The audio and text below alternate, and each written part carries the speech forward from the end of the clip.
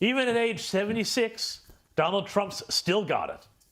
And by it, I mean, of course, the ability to make previously sane, rational, calm, thoughtful, otherwise intellectual, cultured, and reasonable people go absolutely crazy, so absolutely crazy that they wind up driving their careers and their reputations into a brick wall. The latest victim of this phenomenon, which I like to call Trump-induced reputation destruction, or TURD for short, is Sam Harris. Now, he was once a darling of the left for his fundamentalist crusades on behalf of atheism, and he would later get into trouble with some of his former fans for the crime of Islamophobia. But now, as if trying to win back the hearts of his old radical pals, high-minded moralist Sam Harris has gone off on a deranged rant about Donald Trump and the Hunter Biden laptop. It all started on his trigonometry podcast and his defense of the censoring of news about the laptop by big media and the tech giants, despite the fact that just about everyone, including the New York Times, now acknowledges that, yeah, the laptop was the real deal. At the 11th hour, when who knows how this election is going to go, who knows what the capacity for, disinformation at the last minute to tip the balance is, then what do you do with the Hunter Biden laptop story when we already know, we know how this played out in 2016 with the Hillary Clinton email, press conference where Comey, in an abundance of scrupulosity, felt like he had to come before the cameras, I think 10 days out from the election, and say, we're going to open up this investigation again. Scrupulosity. Yes, there's nothing like scrupulosity. That's a hell of a made-up word there, Professor.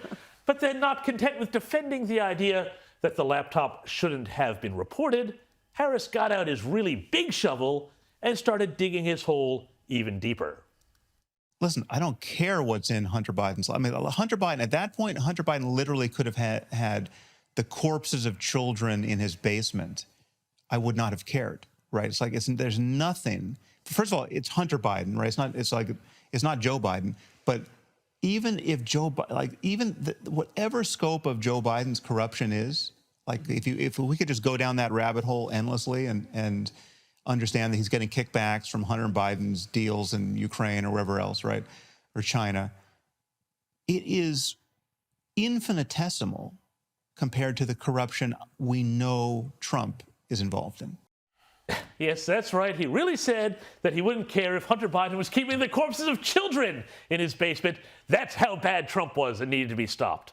Indeed, he said Trump was so bad. You got to think about this. Trump was so bad that the share market grew by 56%. Annual growth was around 2.5% until the pandemic hit. Household wealth hit historic highs. And again, until the pandemic, thanks China, the portion of Americans who fell below the poverty line declined to the lowest level ever recorded in 2019. Just terrible times there, Sam. Oh, yeah. Also, during that time, Putin and Xi stayed in their boxes. And under Trump, for the first time since Nixon, the U.S. didn't get involved in any new stupid wars overseas. What a monster! Speaking of China, Sam continued to dig his hole further in that direction, saying, well, sure, okay, fine. Yeah, it was a conspiracy against democracy. But so what? Now, that doesn't answer the people who say it's still completely unfair to not have looked at the laptop in a timely way and to have shut down the New York Post's Twitter account. Like that's just a conspiracy. That's a left-wing conspiracy to deny the presidency to Donald Trump. Absolutely, it was. Absolutely, right? But I think it was warranted. Yeah, it was warranted. I mean, who needs democracy and all those stupid people making choices, right? God. Once again, the people who screamed the most about Trump, about being a fascist, are again revealing themselves to be a bit, well, fashy themselves. Anyway, it doesn't matter because Trump wasn't just a horrible man. According to Sam Harris, he was a great big orange asteroid hurtling towards Earth. You're saying you are content with a left-wing conspiracy to prevent somebody being democratically re-elected as president? Well, no, I'm content. Well, but the thing is, it's just not left wing, right? So Liz Cheney is not left wing, right? Liz Cheney is doing everything in her power. You're content with a conspiracy to prevent somebody being democratically elected. But there's nothing conspiracy. It's not. It was a conspiracy out in the open. But it doesn't matter if it was. It doesn't matter what part's conspiracy, what part's out in the open. I mean, I think it's like if people get together and talk about what should we do about this phenomenon. You know, if it's like if there was an asteroid hurtling toward Earth.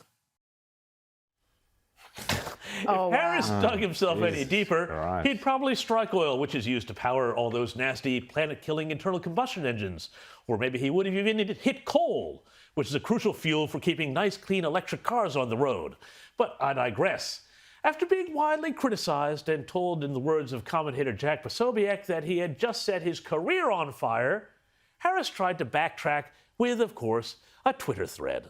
Harris claimed that, quote, there is a podcast clip circulating that seems to be confusing many people about my views on Trump, which is understandable because I wasn't speaking very clearly. Oh, Sam, I think you were being pretty clear, but do go on. Next tweet. On the podcast, I was speaking narrowly about the wisdom and propriety of ignoring the Hunter Biden laptop story until after the election. I've always thought this was a very hard call, ethically and journalistically. Well, in other words, Sam, you were saying exactly what she meant, which is that Joe Biden had to be elected and Donald Trump had to be stopped by any means necessary. Harris went on.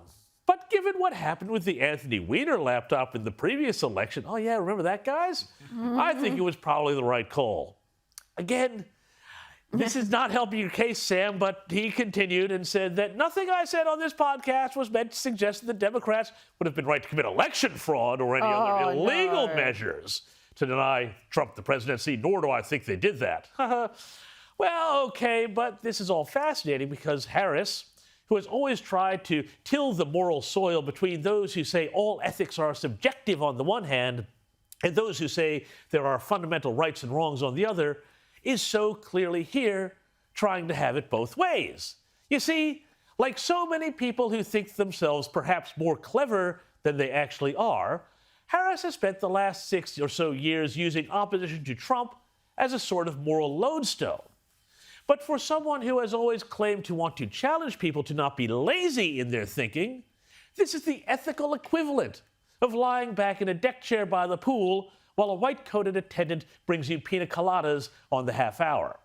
Now, it may feel good, but it's the path to sloth, and it may be fun for a week or two. 6 years of it can make you very slothful indeed. But that's what happened here. Harris, like so many others, has fallen into the trap of not having any positive morality to rally behind, so he uses reflexive opposition to Trump as his guide and ignores even his own grisly hypothetical about dead children in the Hunter Biden basement.